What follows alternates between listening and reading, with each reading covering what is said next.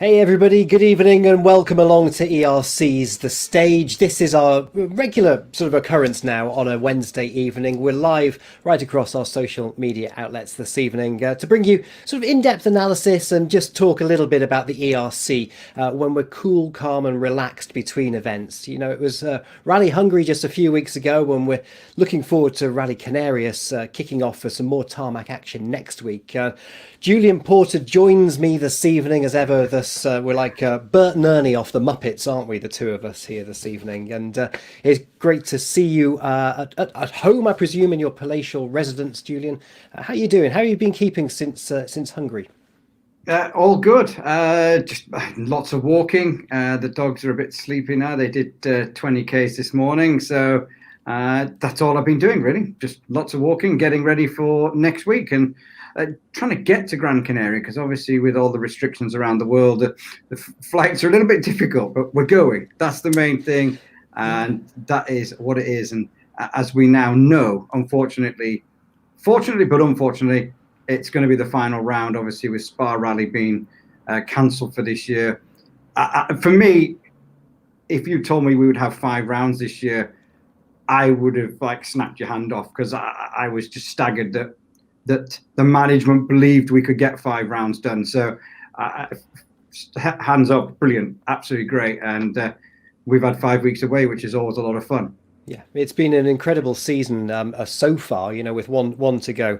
And yeah, rightly so in March, you know, when COVID sort of ripped up the motorsport calendar. All credit to Jean-Baptiste at Eurosport Events, the promoter of the championship, and also the FIA, who have worked hard to make the new normal and to get us back rallying behind closed doors, and be it having spectators in Hungary just a few weeks ago, which seemed a bit weird actually to have face masks and spectators at a super special, but it was, you know, a good event to go back to Hungary one more time.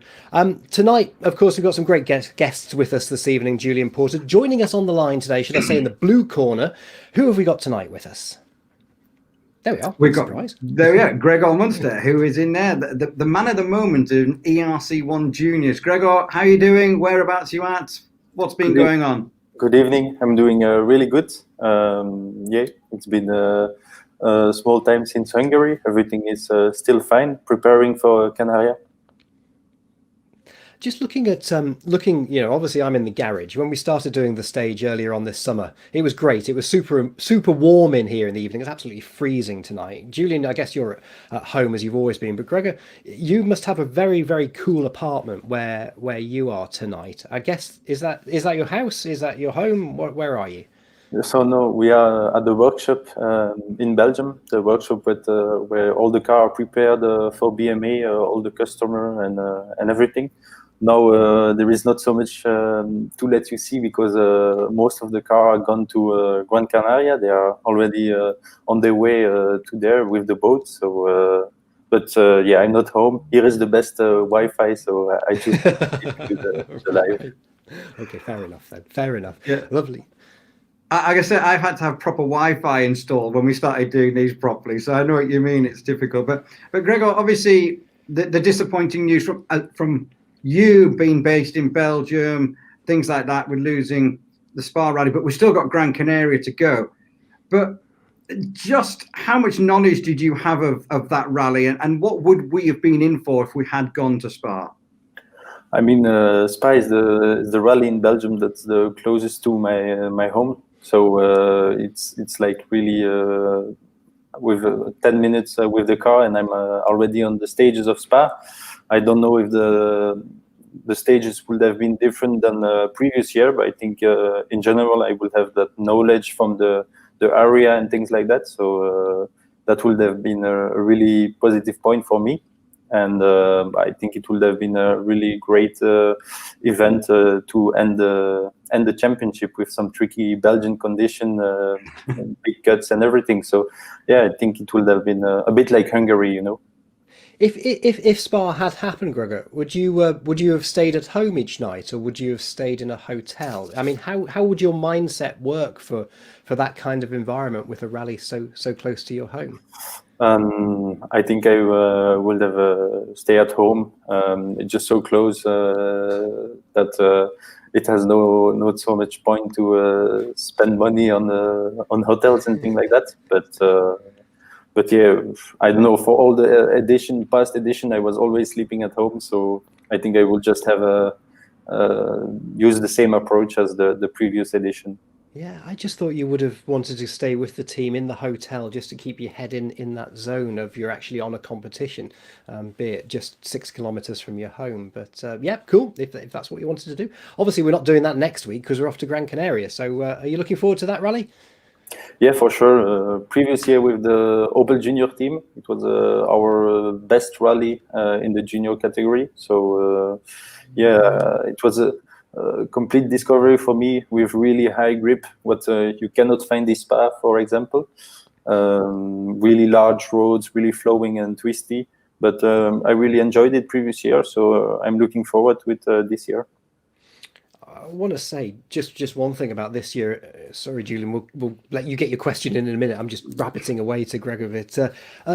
This year, I want to say to you, you know, compared driving the Opel Adam last year to the Hyundai i20 this year, as a driver, you know, from Julian and I are both at the end of the stages, you really seem to have developed this year as a driver. Do you feel that you've developed and become a lot more confident? I think for sure this year really big improvement is that we have a lot of mileage with the car.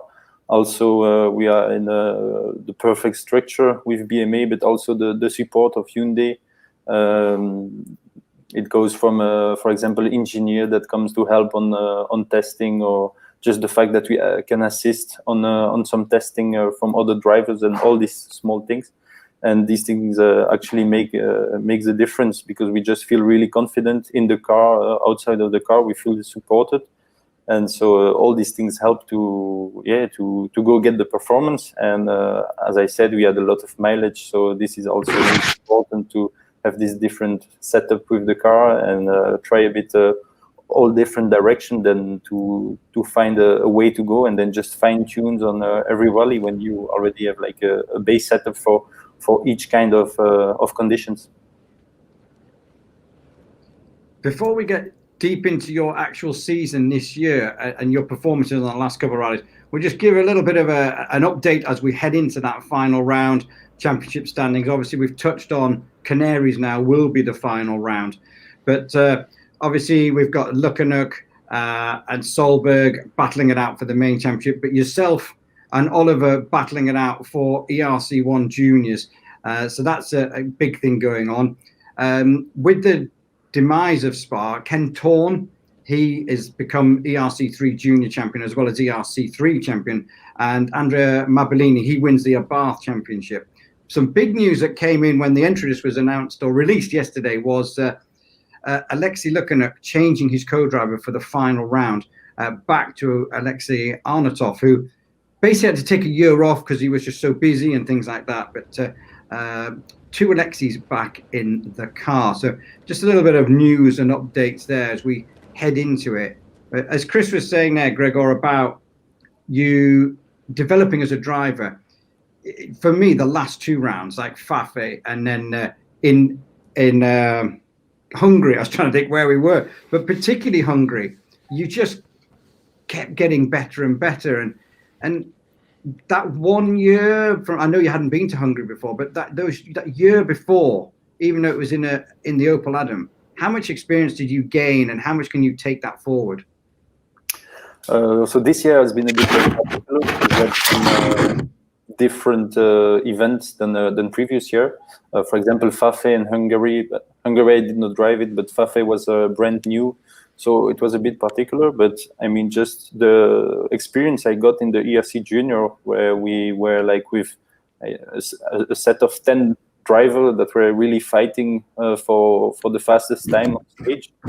And this was for me really a big difference previous year, because I came from the Belgian Championship where I drove R2, where I was champion at the end of the year. But when I came to ERC, driving out of your country in all kind of different conditions, different countries with just different kind of stages, and just always fighting for the fastest time, this already made a big difference for me, just to get that pace. And then I think this year, like I said, it's also the structure of the car and the fact that maybe the four-wheel drive suits me better. I don't know, but yeah, it's all going in the right direction, and that's where we're still pushing for that, and hope to become even better. We have to remind everybody also, coming up later in the program, we've got the 2019 ERC champion Chris Ingram is joining us on the stage this evening. And Chris, like you, Gregor, started out their ERC career driving the Opel Adam. That it was an iconic sort of shape of a car, two-wheel drive car, very, very popular at its time. And it's great to see you as drivers coming up through the ranks. I mean, I've said to you at the end of the stages on the ERC this season that you're developing, Gregor, and I'd like to think you as sort of the next Thierry Neuville, Belgium's next best, secret, should we say? But you're from Luxembourg, even though you've got this dual nationality. So would you class yourself as the next Thierry Neuville? Is that where you want to be? For sure, it's an objective. I think every driver who is competing with, all the costs that involves rallying for young driver, finding sponsor and everything. The ultimate goal is to find yourself then in the WRC, competing against the best driver and being by a brand. So for sure, that's the ultimate goal. Now, I think it's still a really long. Far away. So yeah, we are working for it, but for sure that's an objective. Do you have a sort of time scale of how long that objective is going to take place? Have you got sort of like a 5-year game plan or something? I don't have like a specific game plan or something like that, but I'm more looking like into the other drivers that are now driving in WRC to see a bit how much to get to the top level.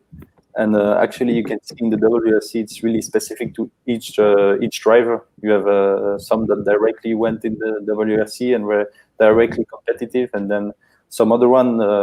I can, for example, take the example of Ott Tanek, who is a 2019 world champion, that was driving in WRC and then went back to R5 category and then again in WRC. So, the way to get to the top is really different to each driver, and you just have to seize the opportunity you're getting and try to do the best.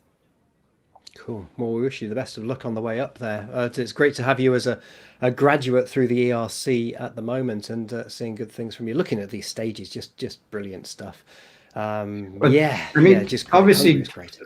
Well, that's fact. But we have a resume of Hungary, which you actually voiced, Chris. So let's just go back to the previous round a couple of weeks ago in Hungary, and then we can then talk to Gregor about what his thoughts were on that event and how demanding it was. So let's just roll that VT. Round 4 of the FIA European Rally Championship moved to Hungary for the second time after its debut on the calendar in 2019, when Hungary hosted the season showdown and crowned Chris Ingram and Ross Wittig ERC champions. 12 months on, and this year the punishing tarmac of the north of the country has entrenched itself into the minds of the ERC drivers as a rally that punishes anyone who doesn't respect the broken tarmac and occasional gravel sections on the stages. Covered with mud and autumnal leaves, Rally Hungary is where FIA focuses the mind. On Friday evening, reigning Polish champion Miko Marczek was the surprise overnight leader after setting the fastest time in the super special stage. Championship leader Alexei Lukyanuk showed promising pace on Saturday morning, winning the first stage of the day, but was beaten by Andreas Mikkelsen on stage 3, 4 and 5. Before the crew made a rare and catastrophic mistake when they checked into stage 6 5 minutes early, torpedoing any chance of a victory this year. With Lukkenuk off his back, Andreas Mikkelsen could relax and finish day one leading the rally. Like Mikkelsen, Craig Breen, another ERC graduate who has World Championship experience, exchanged stage wins with Mikkelsen in the afternoon and finished in a second overnight. Leading ERC1 junior driver and third overall Oliver Solberg was showing promising pace in his Skoda, and in uncharted territory in darkest Hungary, 2 punctures in 2 consecutive stages pushed him out of the fight at the top and down to 9th overnight. Day 2, and with autumnal thick fog, Mikkelsen controlled his lead from start to finish, winning the first rally he has competed in for over 12 months. Alexei Lukkenuk came back fighting on Sunday after rebooting his mindset overnight. Hunting for points for his championship, he won 3 out of the 7 stages, but finished Hungary in an unlucky 13th position. Gregoire Munster capitalised on Craig Breen's engine failure in stage 12 and stuck into 3rd position overall and the leading ERC1 junior driver. Home hero Norbert Herzig was on a promise for a podium until a puncture punted him off 3rd position and pushed Spaniard Efrain Lorena into his position on stage 15, where the top 3 remained unchanged into the final test. After 16 stages, the top 3 were Mikkelsen, Munster and Lorena. ERC2 was won by Hungarian Tibor Erdi Jr. Fastest ERC3 driver was Estonian Ken Thorn, who now has a clear advantage in the ERC3 Junior Championship. The Arbath Rally Cup was won by Andrea Mabellini. And next up, it's island time, as the ERC Circus ships itself off to Gran Canaria for the twisty tarmac of Rally Islas Canarias at the end of November.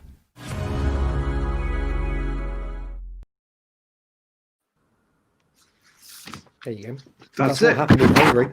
I mean, it's great looking back. What I liked about Hungary was obviously the year before there was very challenging conditions with the rain, but we didn't have the rain. We had, yes, a lot of cuttings to the dry mud and things like that. But I just love the dark stages. I always did when I competed. Is it something that you enjoy, Gregor, being out in the dark? Yeah, for sure. I'm still young, so my eyes are still working quite well.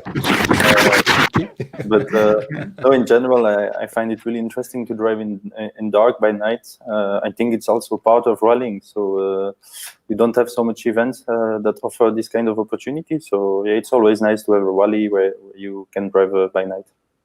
It's nice to have a youngster saying that, because the older generation don't really like it, do they? Because sometimes there's hanging dust in the air or there's something wrong and so on. But it just looks amazing, you know, flat out, 180 kilometers between the trees is something special, particularly for the TV when you're watching it on Eurosport. I can say that's something else. I mean, you probably didn't appreciate this at the time, Gregor, but the colours, from looking at it now from a TV side and a photograph, the colours were amazing. It really, that sun, those autumn colours. You got some beautiful photographs, I suspect, from there, and some great images. Yeah, for sure. I mean, just even when we were wreaking there, it's actually the time we had the most free time to see in the landscape we were evolving and gonna drive. And yeah, it's Hungary is just a beautiful country to rally on. Amazing stuff. We were talking, Julian and I were talking at dinner one night in Hungary, and just about the stages, and obviously we haven't driven in the dark at high power. Some of the drivers saying that it was really, really scary on the downhill sections. I think the second to last stage on Saturday night was quite muddy on that one in the dark. And Julian's comment was, well, we should say to you, the throttle works in both ways. You don't have to have it buried to the floor all the time. Do you think that the Thanks, throttle Chris. actually comes? Thanks. Sorry, sorry. maybe that's why I never got to the level of these guys, because the throttle was never fully down when I was driving. Maybe. Did you back off a little bit when you were scared in those stages, Gregor? I don't think so. I don't think so. I think in the ERC, if you're backing off a little bit, you directly see the time difference at the end of the stage. Also by night, it's more difficult to see the danger, so you keep it on the throttle. But thanks to that, I also had one of my biggest moments on the night stage. So, but that's part of rallying. we ended the stage, so everything was fine. Is that where you went off into the ditch or something? Did you go off into the ditch? No, and put but the portal in? I lost like the car, but in different direction because you had this mud, and then back onto the dry tarmac. So the grip was coming back, but then you had the next corner again where it was again muddy because of all these cuts. So yeah, the car was going a bit in different direction, but at the end it ended straight for the next corner. So that was good. Was that a stroke of luck? Yeah, I've seen the moment where he goes off into the ditch just near the end of the stage. Yeah. Yeah, I've seen that moment. I might have I missed somewhere the other moment, but I do remember you saying that you'd had the biggest moment of your life. And that brings me on to the next topic. Basically, it's a family-run team. Dad is in charge. A very, very capable driver in his own right. When I was driving, your dad was like kind of someone I looked up to because he drove the same kind of car. I drove it in England. He drove it in Belgium to more success than me. But how important is it to have the family and your dad? We see it with Oliver and Petter, but how important is it to have dad around? For me, the most important is just the fact that rallying for us is really a family thing. Like everyone is involved in it. So I think my brother too. We always looked up to my dad and my mom. We always were in these strange worlds, growing in that world. So that's the most important. I mean that we are all doing that together. It's like an objective, but a shared one that we share with all the family. And then just the fact that he has also all this experience himself as a driver, but also as a team manager, because he had the opportunity to let some really fast driver drive our cars. For example, Stéphane Lefebvre in WRC Germany, or Eric Camilli in WRC Corsica, Craig Breen in Ypres too. So all this experience he had. He also had the occasion to see the different habits, how the driver were tackling the events on their own way. And from all this experience, you can take a little bit and improve yourself. And that's really important. But we saw you Rally Roma at the end of July. We came to the sort of the pre-event test, and you were the one driver that spent most of your day, and again, Julian pointed this out, one driver that spent most of his day with his head in a laptop, looking at data pulled off the car. And, we tried to talk to you for quite some time, but you were so focused. But your dad was there as well, so we spoke to him instead, and he's cool, and we had a good chat to him. Do you feel under pressure having your father around, that you always think that, am I doing this 100% perfect? I don't know if it's pressure. It just we really both want to get to the top, and so for that you really need to give 100% of your time and energy to it. And so for sure we try to push each other to the top. It's the same, for example, with my co-driver Louis.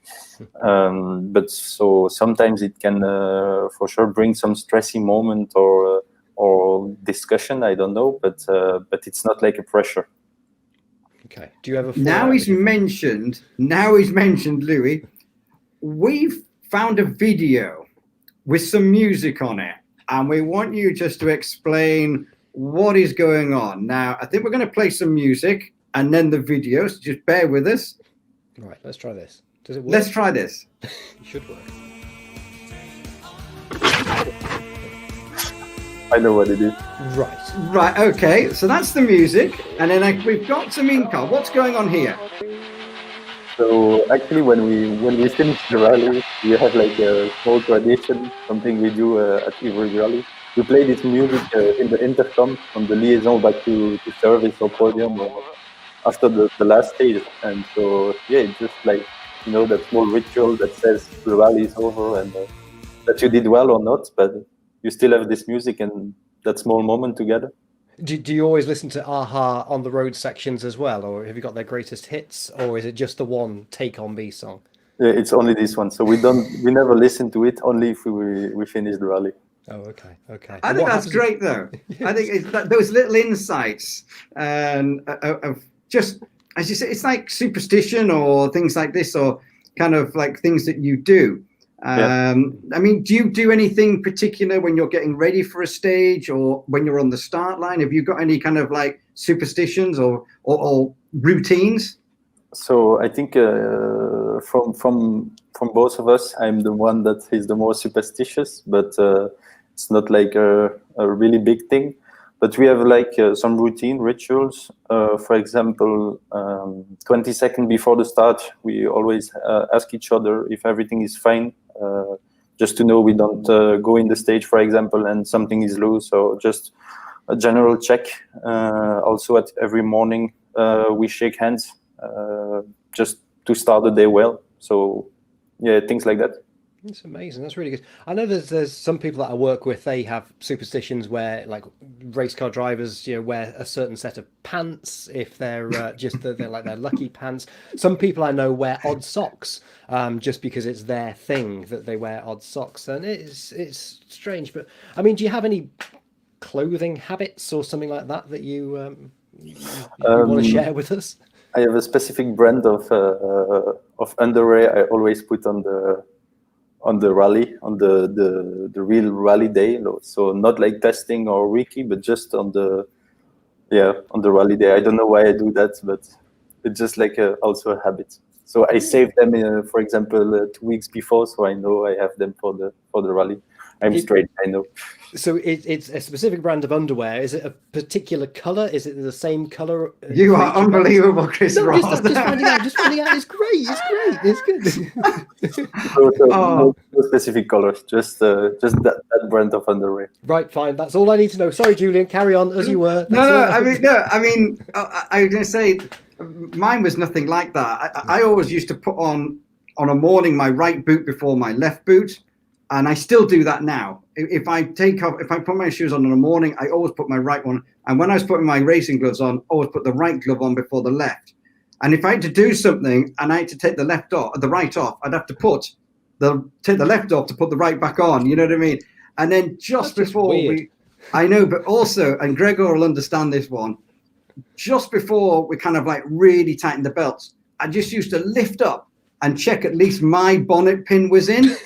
Just at least I knew one bonnet pin was in, and I did it every stage. Just before I was like, yep, mine's in, we can go. Even if the co-drivers wasn't in, at least one was in, and we had a half a chance. That was mine. That was the only thing I kind of did, really. That was Gregor, you, apart from the pants, are you that's that weird? Are you that strange with your left and your right gloves? No, nothing with the gloves. I do check my bonnet pins, but I don't do it directly in the car. But just like, even if I really know I closed it, I just like go check 1 or 2 times again just to be sure. You never know. Before we come back to you, obviously you talked about your mom, your dad. You've mentioned your brother. Now we've got a video of your brother. He sent it in. So we're just going to watch this, and then we're going to have a quick chat about where he's at, what he's doing. So let's just get this video from your brother Charles. Hello, I'm Charles Munster. I'm a 19-year-old student. I'm Luxembourgese and I come from Belgium. I will take my car now to Uleva, the port in Spain, where I will take the ship to Las Palmas in Islas Canarias, where I will take start of the ERC rally. It will be my first European Championship event, and I'm super happy to be at the start. Expand. Tell us more then. What's he doing?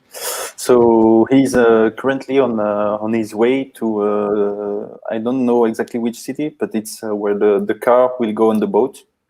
Everything will be charged on the boat to go direction to Las Palmas in Islas Canarias. So he's transporting his own car. We have another truck who's transporting the Hyundais to there. So yeah, he's just on his way, and he's also really excited, looking forward to Islas Canarias, because it will be his first event in the European Rally Championship. So yeah, he's really excited, surely, because have the occasion to drive so much in Belgium due to all the cancellation and everything. So I think it will be a nice challenge for him. And the reason why he can go to take his first part in his first European Rally Championship, was it to save budget? Your mum and dad said, right, you can take the car as long as you drive it to the ferry port. Was it his choice? Yeah. Also, I mean, every cost that we can save, for sure, it's important. Surely in this kind of times and situation with the COVID. So for sure, but also because most of the budget we received to drive this season with all the cancellation, there was a little bit over on his side. So he tried to find some more sponsor to get the opportunity to get there, because I think it is a really good experience for him. And like me last year, it was a really big discovery, really different than what we can find in Belgium. And so I think it will be really learnful from him. Cool. That's great.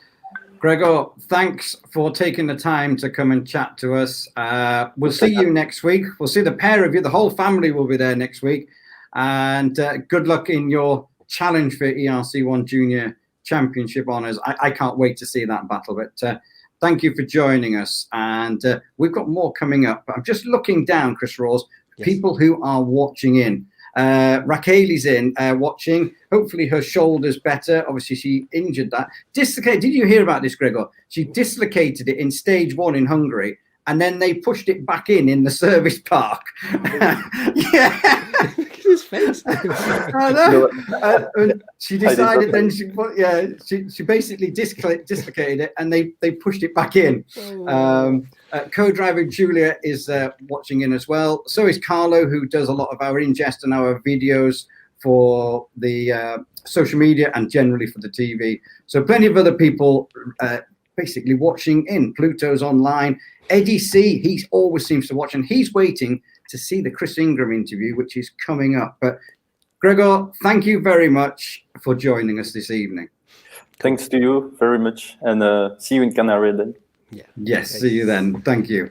Next week we'll be there, Julian. We'll be there. Thanks. Have a great night, Gregor. Thank you very much. Now, next up, as we say, cheerio to Gregoire Munster. It is, where are we on our running list? It's gone out the window more time. We've got a new, no. Not my running list has not gone out the window. Yours has. Yours is just completely... show me your running order, because you've got printed one, coloured, everything. The problem is there's a bit of an issue. I've got no colour in my ink, so everything's black and white at the moment. Yeah, well, well, that's your excuse. Anyway, we've got a newcomer, and then after the newcomer, we're going to hear from Chris Ingram. That you and me spoke to him earlier on, because he's actually on a train somewhere now, getting ready for next week. So we had to do a pre-record like we did with Andreas Mikkelsen. So let's hear from our newcomer and then Chris Ingram, and we'll be back to look to the next round of the championship after this. I am 20 years old. I'm driving for Togsport in a Renault Clio RS. So it's a Rally 5 car. This year I got second place in the Norwegian Championship. Last weekend I drove Rally Hungary. I come in 12th place in ERC Junior. That was a good start. This weekend we are going to drive in Canaras. And, I'm looking forward to do that. To meet the team again, and my new teammate for this race, Chris Ingram. I not have so much experience with tarmac rally, so all thing new country, tarmac. I've not been driving so much on tarmac, so it's gonna be interesting to see. So our ERC newcomer then. Nice to see another fresh face joining the FIA European Rally Championship, and good success in Hungary as well for him, Julian. Yeah, Ola and Veronica had a great time in Hungary. First time in the car, first time we saw that car on the European Championship, and they got themselves a podium in ERC3 Juniors and 4th in ERC3. So shows a lot of promise for that car, as well as that driver. You know, he's done quite a lot in Norway, so we'll see him in Canaries, see how he can get on with it. I mean, I don't know a huge amount about what he's done massively, but I would say tarmac is probably his least service, because obviously Norway's full of forest. So if you can have that kind of results on tarmac, what can we expect maybe for 2021 if he joins us again on some gravel rallies? But yeah, nice to see him and Veronica. New car as well, and we've got a second one again in the Gran Canaria, but not driven by Raquel because she's still not fit enough. It's been taken over by a bit of a superstar. Do we call him a superstar? Driving for TalkSport once again in 2020 for ERC Rally Islas Canarias. It's Chris Ingram, a man who finished second in the rally last year in an R5 car. But Chris, it's great to have you back on the stage this evening. Last time we saw you was in stage number 1, right at the beginning of this sort of COVID pandemic crisis at the start of the year. Have you had a good summer? Have you had a good lockdown? And have you been doing important things? What have you been doing throughout this year? Where have you been? Yeah, thanks a lot, guys. It's going to be awesome to be back in the ERC. Over a year since we won the big one. And it's been a bit of a rubbish year, really. A lot of waiting around, hard work, trying to get the budget together. I had a budget, then COVID put a stop to things. So to have the chance to be back in Gran Canaria is going to be amazing. I'm back with TalkSport and Ross in a new car, the Clio Rally 5. It'll be great to give them some feedback. But for myself, just to get back behind the wheel after a year of not doing much driving at all, I'm really excited. Yeah, tell us about how did the deal come about then? What who called who? Did you call TalkSport or did they call you? TalkSport called me. So I've been talking to them obviously about next season. We're putting some big plans together. And this chance came up and Serkan said, well, do you want to drive a Clio? And I was like, hell yeah. So that's how it happened. And it's pretty last minute, but I love that rally. We've had some great results there and bring it on. Well, it's where you went from the R2, wasn't it, Julian, to the R5 car in Canaries just a couple of years ago, driving that car. You didn't fail that event because you weren't feeling, or didn't finish that event because you weren't feeling particularly well there. But yeah, it's a surface that he goes well on, doesn't he, Julian? And, it's great to see Chris back. It is great to see him back. And if we kind of turn the clock right back, where the first time we saw him in the European Rally Championship, he was driving a Renault, that little Twingo. So it's kind of coming back. The question I've got for Chris is obviously you've done ERC3, the juniors, you've moved your way up to ERC1 with the juniors and the championship. Stepping back into the Clio, is that a nice thing to do? Takes any pressure off? Or is it just kind of like a real proper job to do there? Yeah, it's definitely a bit of fun and very much a one-off. But there's also a job to do for TalkSport. Help give them some feedback so they can develop the car for Rally 4 next year, because I think they've got some big plans for the Junior Under-27 Championship with the Clios. Have you driven the car yet? Have you Never sat behind the wheel? Not even so. Okay. I'm just about to get the train down to Ross, and then we're flying to Germany. We've actually got a test with the Fabias over the next couple of days, and then we'll get the first chance to drive the Clio in Gran Canaria. So hopefully it'll be easy to get back into the front wheel drive style. I mean, we're seeing some pictures here from Hungary. Obviously, there was 2 cars there, but Raquel put a shoulder out on the first stage, so she didn't continue. But youngster, we've just seen him as our newcomer. Ola Nor, he had a great run in the car, so there seems to be a lot of promise when you think it's got a smaller engine as well and what it was up against. Yeah, definitely. It was really impressive. I think he set some fastest times, and this is the first time I've seen these clips of the car, and it looks really impressive. That's cool, isn't it? I remember you coming to the stage when you first moved up into the R5 category in Gran Canaria, and you came to the end of I think it was the second stage of the event in 2018, and you said to me, I'm so amazed at like how fast the scenery goes at the side of the car. This car R5 is incredible. There's so much power to it, and it's trying to adapt your driving style to the speed that the car was throwing itself down the stages. Going this way for the Rally 4, is that going to be a little bit difficult for you to sort of wind it back again, because the scenery is going to be a lot slower than the R5 cars in Gran Canaria this time out? No, and I think it'll be really good training for me, because I honestly believe if you can drive a front wheel drive car well, you can drive anything. So it's going to be a great exercise for me and Ross. But obviously, we really can't wait to get back in a top level car as soon as possible. Hopefully, with some big plans in 2021. Are you allowed to tell us what those plans are at the moment, or are they all top secret? Still working on it, but we're definitely not ruling out coming back to the ERC at this stage. So definitely international rallying, whatever it is, we'll see. Julian, if we don't say anything here, we just let him talk for a bit more. He might spill the beans. I've got a feeling he ain't going to spill your beans. So I've got another way of trying to get around him. But you've been watching the 2020 season from the sidelines. Well, I hope you've been watching the 2020 season from the sidelines. What have you made of it? Who's impressed you? What have you thought of what's been going on? Yeah, I think it's been an awesome season to follow from a fan's point of view. It's been frustrating, obviously, but it's been a great season. And like with Mickelson turning up, it really shows how good the ERC is and the level. And I think looking up would have given him a run for his money. So yeah, it's going to be a mega fight finale in Gran Canaria, and exciting to see who's going to take the title. I mean, the phrase is, Chris, you never let sleeping dogs lie. And, you know, we ran through that final stage in Hungary that you won the title in last year.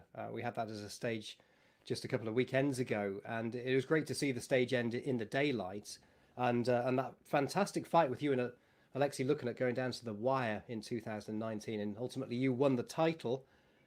So do you want to have another crack at it then? Is that kind of what you're looking at? We're going to wear him down here. I just want to do rallies. So whatever chance comes along, it's not really up to me. It's up to the people that help me get in a rally car. He's not giving anything. I mean, we're looking here at the Canaries and things like that. What kind of thing can we expect? I mean, have you and Ross started to look at the route compared to last year? Different time of the year. What kind of knowledge have you gleaned so far from this event that's coming up next week? Yeah, I think it's going to be really interesting to see what the weather does. I know that up in the mountains it's really cold early in the morning, so maybe it'll be really cold the whole event up there. I'm not sure, so it's going to be interesting, but the roads are quite consistent, and I've got a lot of experience on that nature, so I think that'll be easy enough. It'll just be all about the weather and getting used to a little front-wheel drive car again. It's just amazing, the scenery in the Canaries. You're watching this stuff from you in the past. Oh, just the way the tarmac's poured around the mountainside. It's just. I don't think you guys will be able to wear your shorts this time. Do you reckon? I don't. I think you'll need. You might even need your thermals. I don't know. In Hungary, I wore trousers. I wore my walking trousers all weekend. I look sensible. Chris looks stupid. Yeah. So because he had his shorts on. I'm cold indeed. But did you watch Hungary? Obviously, 12 months ago you won the championship. Did you watch Hungary this year? Because we had nice, bright, sunny weather. Granted, there was still some cutting going on. Was it? Did you feel? Oh, that was a lot more predictable than it was 12 months ago, for example. Yeah, definitely. It looked easy this year.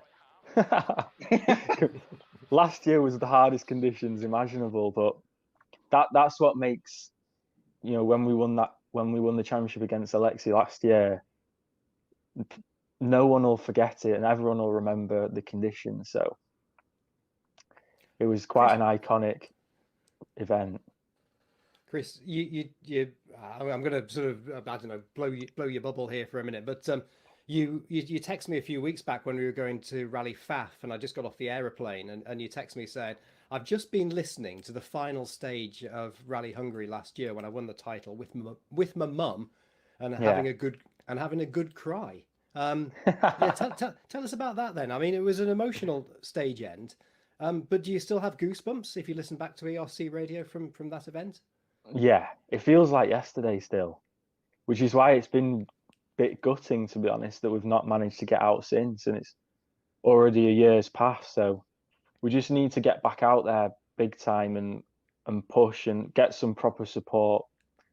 We've got a lot of sponsorship confirmed already, which is the best position I've been in for many years. So just can't wait to get back out. And this is in Canaries. It's a good first step to our big plans. So bring it on.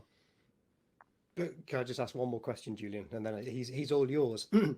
But winning the title, being Britain's youngest European rally champion, has that I shouldn't be wiggling my pen around here, but has that given you a bit of street cred, a bit of kudos for other work? Because I have seen you on TV, on Channel 5 in the UK, driving on the Gadget Show. So tell us about that. Is it kind of opening doors for you having this title? Yeah, 100%. And without COVID, it would have been even better. I've been doing some work with Porsche, Bentley. Quite a lot of opportunities have come up, but nothing in rallying until now. So now's the time to have a big push again. And I feel like winning the ERC is just the start, and it sort of took a lot of pressure off my shoulders, because that's, I'll always have that title, and I'll always be the first Brit in 52 years to be European champion. And I think that's really strong for us commercially, especially going forward, to try and get the support to hopefully come back and win ERC and hopefully move to WRC. Coming up, go on, Julian. I've got one more question, but you go on. We're already massively over our time. I know. We were told 10 minutes. We've been like 14. I mean, it's unbelievable. But I know we were getting so much trouble with Mark, our director, that's shouting at us. But Chris, this is an issue that's close to Julian's heart. Coming up this weekend, this Sunday, it's 25 years since McRae won the world title in 1995. Following on from Colin McRae, then Richard Burns, England's only world champion. It goes without asking, is that where you ultimately want to be? 100%. I mean, I've never really had the chance to show my full potential without worrying about money and all sorts of other stuff. And I really, really want to work hard enough to get that chance. I'll never give up. Good lad. Over to you, Julian. I've just got one question before we go. Obviously, coming back into ERC3 this weekend, or next weekend now, do you feel there's a bit of a target on your back, or are you not bothered about the likes of Bassas and Ken Torn and the likes of that? Or do you want to go out there and actually beat them all? I've not even thought about that, to be honest. Go on then. Okay. Have a think now. We're just gonna just enjoy it. Enjoy doing a rally again, because we're in a very privileged, lucky position to actually be able to do a rally again, even if it's not in an R5 car. It's been a really difficult year for so many people, so to have this chance is mega, and we just can't wait. But yeah, it'd be nice to see how we get on. Do you remember when Alex Zavada came back to the ERC after he'd been competing in the juniors, and he drove so fast that he drove the wheel studs off the car on, I can't think where it was, in Rally Canarias. Chris Ingram, do you think you'll be going that fast next weekend? Maybe. Hopefully, hopefully the wheels stay on. Yeah, let's hope the wheels don't fall off. Dear me, we don't want any drama like that for any of us. But Chris, I believe you've got to go and get a train. Other Chris, we've got to get off before we get told off. Mr. Ingram, we'll see you next week, and thank you for joining us. Thanks a lot. See you there.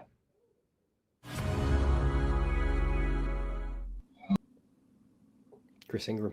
I do like to talk, don't I, Julian? That was recorded earlier on today. I do apologise watching that back. You've turned your microphone off now. I can't even hear you. I'm all on my own. Do you need to press your button? Sorry. How did that happen? Anyway, I'm back now. Yeah, you do like to talk. Oh, my God. But fascinating to hear from him. Great to see him and Ross back. Just looking at some comments. Daz, I worked with Ross whilst lockdown was on. And then Iram, I think that's how you pronounce it. Greatest fan of Chris Ingram. Chris Ingram does seem to have a big following, I have to say that. So, and then Alexandra asking, how is it cheaper to do an ERC event in a Clio compared to an R5? It is. I mean, Chris, that was a recorded interview with Chris, but it's massively cheaper to do an event in a 2-wheel drive car than a 4-wheel drive car.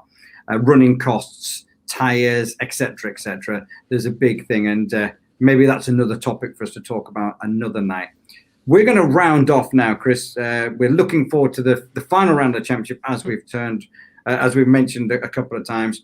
We've got some championship standings that are coming up and things like that. Ken Thorne, as we mentioned, is the champion. Then we're up there, Bassa second and Moll in third. It'll be interesting to see. Vogel potentially can get up to fourth. I have to say, I thought Adrian Vogel was really, really good in Hungary, up in amongst the guys and having a real good go. She was actually on the side at one point on Sunday morning, and the fans got to push back on. So she's got a chance of moving up to fourth there. But Thorne wins ERC3 and ERC3 Juniors. So that is a big one for him. The ERC2 standings, Tibor Erdi Jr., that is still up for grabs between Meligari and Tibor Erdi Jr. But Mabellini, who is in third, he's actually now won the the Abarth Rally Cup, because Gobin has not been able to repair the car. He had that massive accident in Hungary. He's not being able to repair the car. So Mabellini, courtesy of his solid scoring every weekend he's been out, wins that category. We move on to the main category, ERC1, our outright championship. Alexei Lukanuk, Oliver Solberg. Munster was in that fight until we lost Spa. Now it's a straight fight between Alexei and Oliver in that category. And if you're only just joining us, remember, Alexei Lukanuk actually changing co-drivers for the final round. So that is our championship standings. We know that Solberg and Munster are in the fight for ERC1 Juniors as well. But Canaries, it's always a difficult event for us to get around. As you mentioned, the tarmac is poured around the mountainside, and it's so hard for us to cover it. And that's why, when you look at that map, it is unbelievable. And we've driven a fair few stages now between us when we've been around, and I feel sick just driving constant corners. It's so demanding. It's a bit like a Corsica, isn't it? It's really where the only straight bit of tarmac is at Las Palmas Airport, I think. Gran Canaria, it's so specialist as well. Abrasive tarmac, really, really twisty. It laces itself around the volcanic island.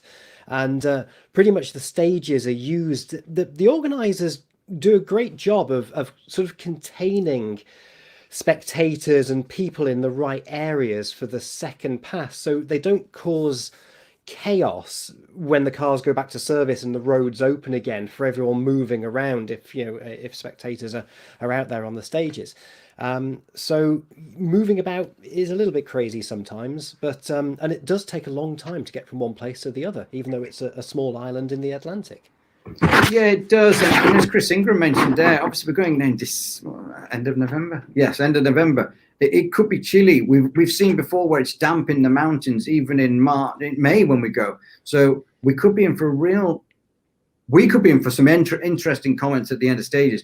I think the drivers and co-drivers could be in for some real demanding tyre choices and things like that. And then I think we've got an entry list just to look at. It was launched and announced last night, and plenty of people in there. So we see Lukanuk, Solberg, Munster, Lorena, Breen. Breen was having a great run in the last round before the engine cried enough. Eric Size, probably one of the drivers of the weekend in Hungary. If it hadn't been for his off on stage 2 where he dropped 3 minutes, he won so many stages in ERC1 Junior. Mikkelsen back. That was a surprise when this entry list came out. He's back in. Mikko Marcek, he led after the first stage in Hungary. He's coming again. Ivan Aras had that great run in Fafe, coming back again. Then Nicky Meyer-Menhoff equaled his best performance in ERC with a 5th place in Hungary. And Callum Devine, Tempestini, Griebel, all our regulars are there, and we are in for a real ding-dong fight. Those who can't actually win a championship title at the weekend, they can try and win their category or the rally. You got some quick drivers there. Rally Team Spain, Lopez won it last year. He's got a huge chance. Bernardo back again. So plenty of drivers in there. When this list, I printed this list out last night. I was having a read through it, just sat in front of the fire last night, and yeah, it is a smashing list. What's also good going into ERC2 with that battle with Erdi versus Meligari's back in the Alpine again, and that is a beautiful looking car. When we saw it in Frankfurt just a few weeks ago, incredible, it looked gorgeous, and to see that out again with Zalindo behind it, it's brilliant. Lovely looking car. And as for the rest of them, it's a cracking entry list, and it's amazing to get to Mikkelsen back again, because I just thought he was going to be a one-hit wonder coming to Hungary, but the Hungarian team that ran him in Hungary, they've decided, obviously they got good mileage out of Mikkelsen being in, a good experience, good knowledge for upcoming customers or whatever, so they're sending him to Gran Canaria as well. And Mikkelsen just wants to go rallying. He believes that it's going to be a lot tougher for him in Gran Canaria than it was in Hungary, but let's see. I can't wait. Bag's not packed yet, but it will be. Okay. No, not yet, but it will be soon. We'll do that. Hey, I tell you one thing I forgot to tell you, Julian, that funny enough, we're at the WTCR in Aragon in Spain for the final round at the weekend. Do you know who was there when I walked into the Hyundai service area? Craig Breen. Craig Breen was there. And well, he's racing rally mad, isn't he? You know, in between events, he goes go-karting. He's got a proper racing cart as Craig, which he uses as training and things like that. I think there's quite a few of them, to be fair, who are doing it. So, but yeah. Most bizarre thing, I just bumped into him. I was like, hang on, what are you doing here? I only live in Andorra, so I come down to see him. So there he was. So it was cool. It's great to see him. Great to see Craig back. And no fault of his in Hungary last weekend with the engine expiring. So let's hope they have a good run this time out in Canarias. And have we gone over time? We're massively over, but we're under an hour. If we get off now, we're under an hour. Well, actually, hang on a minute. We've got 3 minutes to fill. 3 minutes 30 seconds, and then we've been on for an hour. Let's get off. I dared look at the private chat. But I mean, what a weekend! What a show we've had. I mean, granted, we've only had two major guests, but some great insights from Gregor and from Chris, and then our newcomer Ola, who we'll see next week. So yeah. I can't wait. Looking forward to it. It's been a pleasure again, Chris. And thanks for everyone who's been watching and listening. I love it. We never know how to wrap up. And I know I do. You don't. I do. You don't. He doesn't. No, we need to play the video, don't we? We need to play the video. Next up on the FIA European Rally Championship, the final round, we're heading to Canarias. We'll be live on the radio next week, and of course on the whatever else we're live on, pretty much Facebook. Everything. Should we go home? Yeah, let's go. Really done. See you next week. 2 minutes and 40, and with that. Right, press play. Right. We'll see you next week. Thanks for watching this day.